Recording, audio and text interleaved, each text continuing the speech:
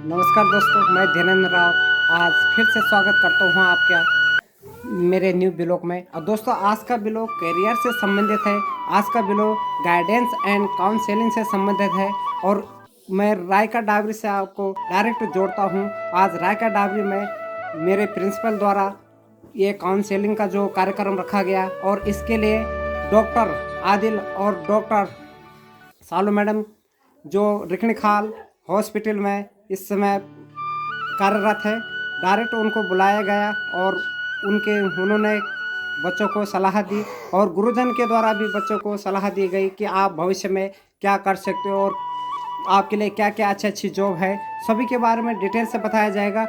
और ज़रूरी नहीं कि जो पढ़ने में अच्छा ना हो तो उसका करियर अच्छा नहीं हो सकता, उसका करियर भी अच्छा हो सकता है। खेल में करियर अच्छा हो सकता है, सिंगिंग में करियर अच्छा हो सकता है, अगर उसमें बोलने की प्रैक्टिस है, बोलने की प्रैक्टिस है तो उसमें अच्छा हो सकता है। तो देखिए दोस्तों, ज़्यादा न कहते हुए थोड़ी सी वीडियो अगर लंबी होगी तो आप प्लीज़ इसे इग्नोर ना करें, क्योंकि ये वीडियो बच्चों से संबंधित है, ये वीडियो बच्चों के करियर से संबंधित है। इसलिए इस वीडियो को पूरा देखें और अंत तक देखें। तो ठीक है दोस्तों, चलते हैं डायरेक्ट रायका डाबरी में। और इसमें लास्ट में बहुत ही मज़ा खेल भी हुआ। वो ये खेल क्या है, आप वीडियो को अंत तक देखोगे तो आपको पता चल जाएगा। देखिए दोस्तों, चलिए रायका डाबरी से डायरेक्ट जोड़ते हैं जनपद पौड़ी गढ़वाल। बादाम खाया करो, याददाश्त अच्छी नहीं है। उलझन, पापा कहते बने डॉक्टर, पापा कहते बनो डॉक्टर, माँ कहती इंजीनियर। पापा कहते बनो डॉक्टर, माँ कहती इंजीनियर, भैया कहते इससे अच्छा सीखो तुम कंप्यूटर। पापा कहते बनो डॉक्टर, माँ कहती इंजीनियर, भैया कहते इससे अच्छा सीखो तुम कंप्यूटर। चाचा कहते बनो प्रोफेसर, चाची कहती अफसर, दादी कहती आगे चलकर बनना तुम्हें कलेक्टर। बाबा कहते फौज में जाकर जग में नाम कमाओ, बाबा कहते फौज में जाकर जग में नाम कमाओ।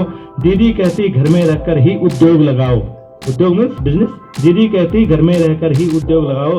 सबकी अलग अलग अभिलाषा, सबका अपना नाता, लेकिन मेरे मन की उलझन कोई समझ न पाता, लेकिन मेरे मन की उलझन कोई समझ न पाता।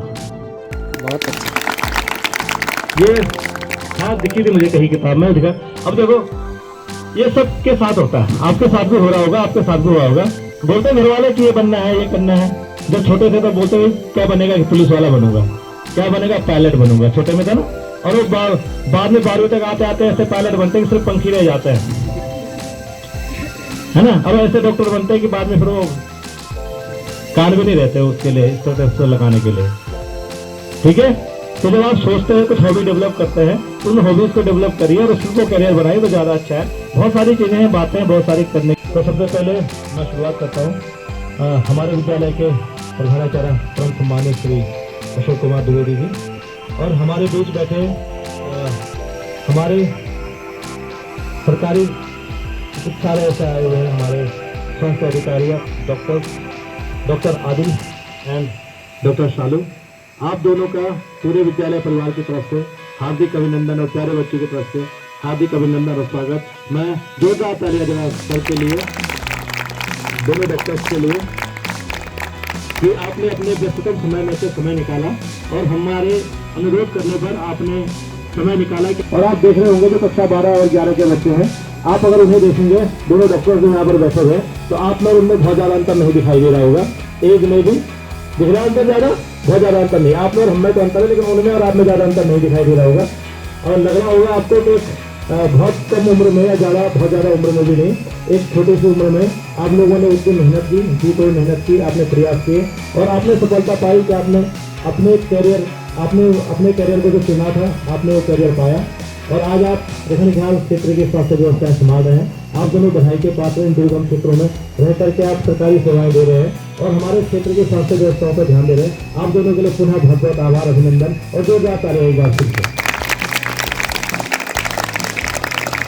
अब आज हमारे विद्यालय में गाइडेंस एंड काउंसलिंग का सेशन है, सभी इंटरमीडिएट होता है। उसके बाद आपके पास बहुत सारे रास्ते खुलते हैं, बहुत सारी चीजें रहती है। और हमारे साथ सबसे बड़ी समस्या ये है कि हमारे साथ सबसे बड़ी दिक्कत ये है कि हमारे बच्चों को, या तो हमारे सरकारी विद्यालय में जो बच्चे पढ़ रहे हैं, हमारे जो बच्चे यहाँ पर हैं, ये कक्षा 12 में हैं, फरवरी या मार्च में इनके एग्जाम होंगे, अप्रैल में।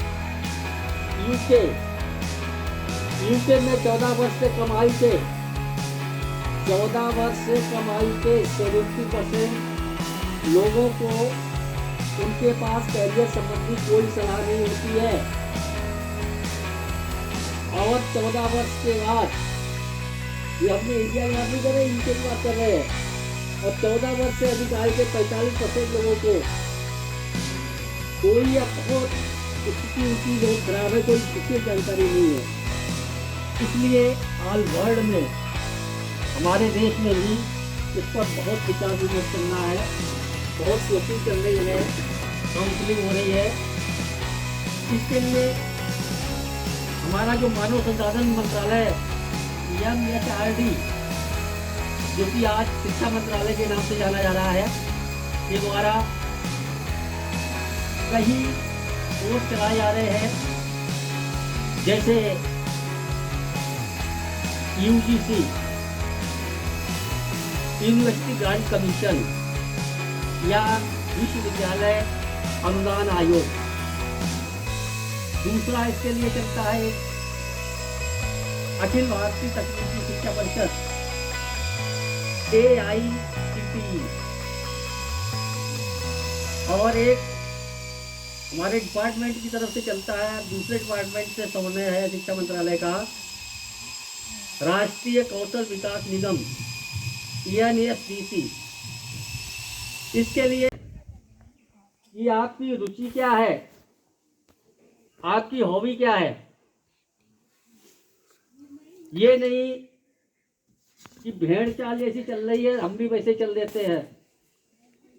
हाई स्कूल पास किया, सभी साइंस ले रहे हैं, हम भी साइंस ले लेते हैं। सभी आर्ट ले रहे हैं, हम भी आर्ट ले लेते हैं। सभी वाणिज्य ले रहे हैं, सब हम भी वाणिज्य ले लेते हैं। या मेरा दोस्त ये ले रहा है तो मैं भी यही लूँगा। ये चीज़ आप ध्यान रखेंगे। आगे अपने फ्यूचर के बारे में ध्यान में रखते हुए जो कोर्स है, वो कोर्स आप चुनेंगे, ठीक है। और इसके लिए ये भी देखना है कि हमारी फैमिली के पास कितने रिसोर्सेस हैं, संसाधन हैं। कौन कहता है कि आसमान में छेद नहीं हो सकता। एक पत्थर को तबियत से उछालो यार। मैं सबसे पहले अपने प्रधानाचार्य महोदय का धन्यवाद देना चाहती हूँ।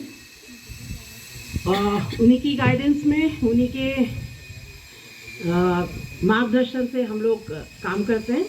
और मैं यहाँ पर अपने बीच उपस्थित डॉक्टर आदिल और डॉक्टर शालू का यहाँ पर अभिनंदन, आभार, धन्यवाद करती हूँ कि वो यहाँ पर आए। आपने देखा होगा कि कई बार न्यूज़पेपर में कई बार आता है कि ये मतलब गांव से जो बच्चे निकलते हैं, डॉक्टर बन गया, इंजीनियर बन गया, कलेक्टर बन गया।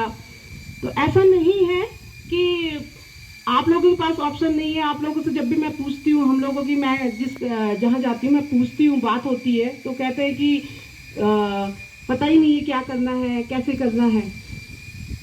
लेकिन सरकार आप लोगों के लिए कितना सोच रही है। और मैं धन्यवाद फिर से करूँगी सर को, कि सर मेरे को बोलते हैं कि सर ने मेरे को कहा कि जो किताब लानी है, कनेरा सर भी, और कि हमारे बच्चों को लिए जितना अच्छा हो सके हम लोग प्रयास करते रहते हैं कि इनका अच्छा हो। सर कनेरा सर ने भी आपको कितना मोटिवेट किया, कितने सारे बताए। द्विवेदी सर ने आपको इतने सारे कोर्सेज के बारे में बताए। लेकिन सबसे इन कोर्सेज को सरकारी सेवा में आने के लिए बहुत सारी बधाइयाँ, बहुत सारी शुभकामनाएं, और आपका भविष्य बहुत उज्जवल हो। तो जोरदार ताली के साथ मैं आमंत्रित कर रहा हूँ आपको मोटिवेट करने के लिए डॉक्टर आदिल को। जोरदार ताली।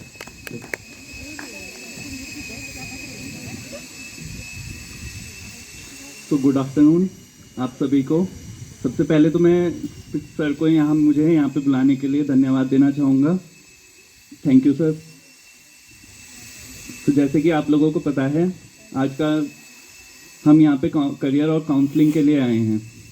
तो और जैसे कि सर ने बताया था कि कविता उलझन सबके साथ होता है, मेरे साथ भी हुआ था, 12th वालों के साथ अभी हो रहा होगा। मेरे दादाजी चाहते थे कि मैं IAS बनूं, दादी जी चाहती थी कि डॉक्टर बनूं, पिताजी चाहते थे कि इंजीनियर बनूं। लेकिन मैंने क्यों डॉक्टर ही चुना। तो इसके लिए मैं आपको अपने लाइफ की एक स्टोरी बताता हूँ। तो मेरी जो दादी जी थी, अराउंड 6 साल पहले उनको कैंसर डायग्नोज हुआ था। बट उससे पहले जब मैंने उनसे हिस्ट्री पूछी, जब मैं इसमें आ गया, तो उन्होंने मुझे बताया कि अराउंड 30 साल पहले उनको मतलब डिस्चार्ज, एक सबसे पहला जो सिम्टम आता है डिस्चार्ज करके, वो हुआ था। बट लेकिन अब उस टाइम पे इतने ज़्यादा MBBS डॉक्टर्स वगैरह नहीं होते थे, तो उन्होंने जैसे वहाँ पे दिखाया तो उन्होंने बस सिम्टोमेटिक ट्रीटमेंट दिया, तो उससे वो उनका वो जो सिम्टम था बस वो ठीक हुआ, डिजीज़ ठीक नहीं हुई। देन उसके बाद अराउंड 30 साल के बाद वो फिर फुल ब्लोन हो गया, एंड देन फिर वो तब जाके कैंसर डायग्नोज हुआ। तो तब मैंने इसी की वजह से जाके डिसाइड किया कि मैं आगे जाके एक सर्जन बनना चाहता हूँ, कि ताकि ऐसा किसी और के साथ ना हो, वो शुरू में ही डायग्नोज हो जाए ताकि वो जल्दी से जल्दी ठीक हो सके। तो आप लोगों में से 12th में से साइंस वाले कौन कौन हैं? ओके, बायो वाले, सब बायो वाले, मैथ्स वाले? अच्छा, तो बायो वाले आप लोग क्या क्या बनना चाहते हैं? कल कुछ बात हुई थी मेरी, जो मेडिकल फील्ड्स के बारे में बोल रहे थे, पूनम हमने कहा, रश्मि, बोलो सभी बोलो, कुछ ना कुछ एक एक करके बोले, इसीलिए तो आज आप बैठे। स्पेशल आपने क्या सोचा है अभी? व्यावसायिक क्या शिक्षा लेना है आपको आगे जाके? Maths, bio, arts? अभी फिलहाल सोचे कक्षा 10 पास तो हो जाए, तो सोचा है आगे क्या पढ़ना है, नहीं क्या क्या पढ़ना अच्छा लगता है? कौन सा सब्जेक्ट फेवरेट? साइंस। साइंस में कौन सा फिजिक्स, केमिस्ट्री, बायोलॉजी, तीन बायोलॉजी। मुझे देख के मत बोल। फिजिक्स वाले सर बैठक, वैसे मैथ वाले सर कहते हैं कि तुमने हमें सिर्फ 3 सीटें दे रही केवल मैथ में। मैंने कहा 3 नहीं 5। तो वो था बेटा पीछे, कौन सा विषय फेवरेट है तेरा सब्जेक्ट? अंग्रेजी वाले सब उधर बैठे हैं, इंग्लिश भी है कुछ बच्चों का फेवरेट। फेवरेट सब्जेक्ट तो बता ही सकते हो बच्चों। फेवरेट टीचर थोड़ी पूछ रहे जो कोई नाराज हो जाए, सब्जेक्ट पूछ लो। उसमें भी गेम खेलते ना, इंग्लिश वाले सब्जेक्ट में इंग्लिश का। अरे उधर मुंह मत देख, पूछ रहा हूँ, बातें नहीं करो। होम साइंस, वेरी गुड, अच्छी गृहिणी बनेगी तू, हैं? तो अगर आपको फौज में जाना है तो आप ये सपना भी दे सकते हैं कि मुझे NDA के माध्यम से फौज में जाना है। आप लोगों ने देखा अभी जनरल बिपिन रावत थे ना, हमारे थल सेनाध्यक्ष थे, बाद में CDS भी बने, तीनों सेनाओं के प्रमुख भी बने, और भगवान उनकी आत्मा को शांति दे जहां भी हैं वो। लेकिन वो भी NDA से ही आर्मी में गए थे।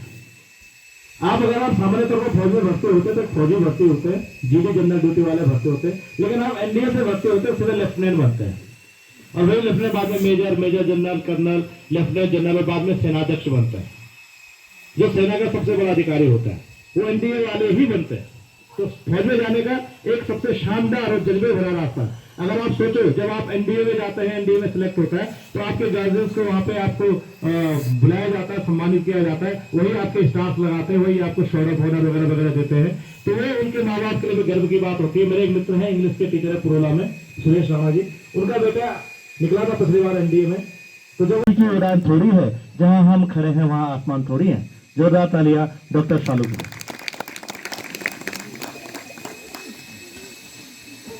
Thank you, sir, for giving me this opportunity in front of you. सबसे पहले नमस्कार सभी शिक्षकगण एंड जितने भी बच्चे हैं आपके। क्या है कि आपका लक्ष्य होगा क्या, आप बनोगे क्या, ये आपका जीवन है, आपको बनाना है इसको, ठीक है।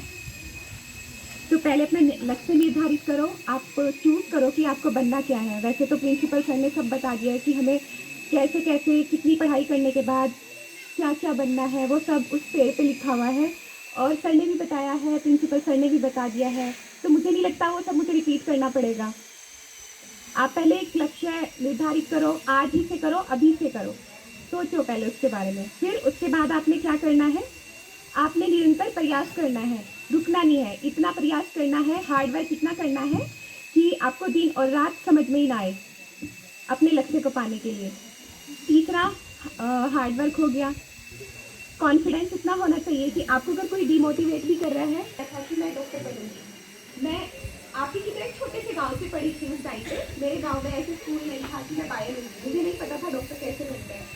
बस मैंने लोगों को देखा, बहुत गरीब लोग थे, उनको मैंने मरते हुए देखा क्योंकि उनका ट्रीटमेंट नहीं हो रहा था। तब मैंने सोचा था कि मुझे डॉक्टर बनना है। मैंने अपनी मम्मी से पूछा कि मम्मी डॉक्टर कैसे बनते हैं। मम्मी ने कहा बायो नहीं करेगी। मेरे घर से कम 5-10 किलोमीटर दूर स्कूल होगा क्योंकि आसपास में नहीं था, तो मुझे वहाँ जाना पड़ता था रोज़। आपकी ही तरह जैसे आप घर से 1 किलोमीटर दूर आते हो ना, तो पढ़ने के लिए आते हो, आपको पढ़ना चाहिए, वैसे ही मैं भी जाती थी। फिर 11th कर लिया, 12th कर लिया। फिर उसके बाद नहीं पता था कि कैसे डॉक्टर बनते हैं, कैसे कौन सी पढ़ाई होती है, बिल्कुल आपकी तरह नहीं। तो मेरे टीचर थे, उन्होंने मुझे गाइड किया था कि आप बीएससी मत करना। पापा हमेशा से बीएससी के लिए 4th 12th के बाद बीएससी करनी है। मैंने कहा मैं बीएससी नहीं करूँगी। मैंने भी अड़ा दी कि नहीं करूँगी बीएससी। मुझे पता था बीएससी करने के बाद फिर बीएड और सिविल सर्विसेज में भेजेंगे। उसके बाद मम्मी से पूछा, मम्मी ने मुझे मोटिवेट किया। मेरी मम्मी मुझे हमेशा कोचिंग ली, मैंने इस साल तैयारी की, वो भी वैसे ही जैसे मैंने आपसे बोला ना, हार्ड वर्क कितना होना चाहिए कि आपको दिन और रात का पता नहीं होना चाहिए। वैसे ही आपको भी हार्ड वर्क वैसे करना है जैसे मैंने किया। तो जैसे बन गई मैं अब डॉक्टर, तो आप भी बन सकते हो। जैसे मैं बन गई हूँ वैसे आप भी बन सकते हो, ठीक है।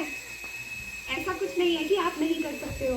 कभी कभी लाइफ में अपने घर में फाइनेंशियल प्रॉब्लम भी रहती है, बहुत सारे लोग रहते हैं जो तुम्हें पीछे हटाएंगे।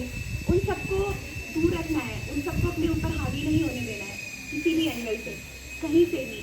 और लड़कियों, आप खास तौर पे मतलब आज से ये अपना एम डिसाइड करोगी, ठीक है। वो तो सब पता ही है आपको कि 10th और 12th के बाद क्या करना है, सर ने बता दिया है। अपने टीचर से पूछो, क्योंकि हमारा सबसे पहला जो कहते हैं ना कि जो रोशन करता है हमारे जीवन को, वो टीचर ही होते हैं। तो सर मैं ज़्यादा तो टाइम नहीं लूँगी बच्चों का, और इतना ही बोलना चाहूँगी कि प्रयास करो, लक्ष्य बनाओ अपना और हार्ड वर्क करो, ठीक है। धन्यवाद मैम। सफलता के लिए प्रयास करो, कोशिश करो, और एक शब्द जो मैडम ने कहा हार्ड वर्क, कठिन परिश्रम। देखो मेरी बात ध्यान से सुन लीजिए, कक्षा 11 और 12 वाले, सफलता का कोई शॉर्टकट नहीं होता है ना, मतलब कोई शॉर्टकट तरीका नहीं है, सिर्फ एकमात्र तरीका हार्ड वर्क। ऐसा तो नहीं काम चलेगा, सोचना तो तुम्हें स्वयं पड़ेगा। जब तक आप स्वयं नहीं सोचोगे तब तक आप बन भी नहीं पाओगे। और एक बात और दूसरी, अगर आप बड़ा सोचते हो तो आप बड़ा बन ही जाते हो। मैंने कई बार कहता हूं तुम्हें कि अगर आप एग्जाम्स दे रहे हो, अगर आप परीक्षा में हो, अगर आप सोचते हो कि यार छोड़ में पास हो जाऊं, बस 33% नंबर आ जाए, तो उतने ही आएंगे, हो सकता है उससे भी कम आए और आप फेल हो जाए, ठीक है। लेकिन अगर आप सोचते हो कि नहीं मुझे 90% मार्क्स लाने हैं, 95% मार्क्स लाने हैं, तो आप उसके लिए मेहनत करोगे, कठिन जीत और परिश्रम करोगे, तो आपके 70-70% तो आ ही जाएंगे। लेकिन आप पहले ही 33% सोचोगे तो सोचो कहाँ जाओगे, है ना। और अगर आपको ऊपर चढ़ना है तो सीढ़ियां तो पार करनी ही पड़ेगी, बिना सीढ़ियों से पार करके नहीं जा सकते आप, ठीक है। अगर आप छोटी सी दूरी तय करेंगे तो उछल के जा सकते हो, लेकिन अगर आपको लंबी दूरी तय करनी है तो आपको मेहनत करनी पड़ेगी, कठिन परिश्रम करना पड़ेगा। और सफलता का कोई और शॉर्टकट तरीका नहीं है, ये बात आप कान खोलकर सुन लीजिए, गांठ बांध लीजिए। सपनों के संबंध में पहले भी बात हुई कि सपने वो नहीं होते जो आप सो के देख रहे हैं, तो आप देखो तो सही, कोशिश करो, और कोशिश करने वालों की आवाज भी नहीं आ रही अब तुम्हारी, तो हार तो अभी हो गई। कोशिश करने वालों की, पता है ना तुम्हें, बहुत बार सुनी हुई हरिवंश राय बच्चन जी की कविता कि कोशिश करने वालों की हार नहीं होती, लहरों से डर के दरिया पार नहीं होती। लहरों से डर के, नौका बोलो या दरिया बोलो, दरिया का मतलब नदी, अगर आप बिना नौका के नदी पार करना चाह रहे हैं तो तभी तो पार नहीं होगी ना। तो लहरों से डर के नदियां पार नहीं होती, और कोशिश करने वालों की हार नहीं होती। थैंक यू, बहुत बहुत धन्यवाद आप लोगों का, आपने हमारे लिए समय निकाला, दोनों डॉक्टर साहिबान का आपने समय निकाला। मेरे लिए भी चाय रख दे भाई, यहाँ पे बाद में देगी क्या? हाँ, उसके कारण तो मैं जल्दी आना चाह रहा हूँ, है रखो चाहे वहाँ पे, है ना। तो अभी थोड़ा आपको इंटरवल दिया जाएगा, उसके बाद गर्ल्स के साथ जो सेशन होगा, मैडम डॉक्टर शालू आपके साथ बातचीत करेंगे, ठीक है। वो मैं बात बताऊंगा उन्हें किस संबंध में बात करनी है, ठीक है। बहुत सारी चीजें हैं जिनसे बारे में मैडम आपको बताएगी। तो फिलहाल सर का तो अभी आपको फिलहाल इंटरवल देते हैं, हम लोग भी चाय वगैरह पी लेंगे, तब तक आप जाइए और इंटरवल के बाद पुनः आप उपलब्ध होंगे यहाँ पर, ठीक है। ओके, थैंक यू, बहुत बहुत धन्यवाद। और ये जीएचसी डाबरी में इस समय रस्साकशी चलता हुआ यहाँ से सरकारी हॉस्पिटल से डॉक्टर आदिल जी और डॉक्टर सालू मैडम की टीम, और यहाँ पे कृष्णा, और बहुत ही अच्छा आप देख सकते हैं इस समय फिटनेस के मामले में रस्साकशी। और ये ठंड का मौसम भी इस समय चलता हुआ, बहुत अधिक बर्फ पड़ रही है। और यहाँ पे शुरू होता है, सीट बस चुकी है यहाँ पे। हाँ, जोर लगाओ जोर लगाओ।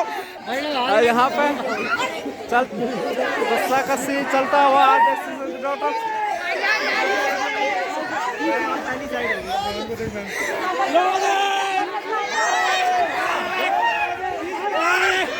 और आप देख सकते हो कौन सी टीम जीती है इस समय।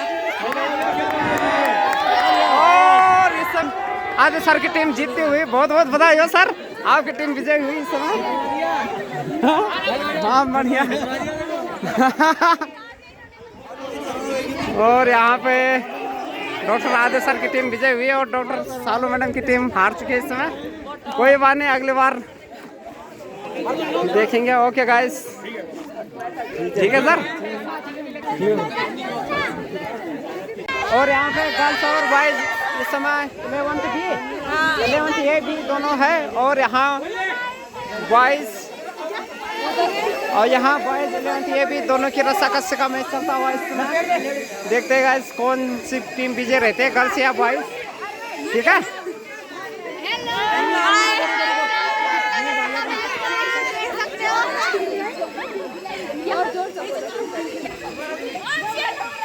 यहाँ पे लड़कियों का मैच चलता हुआ,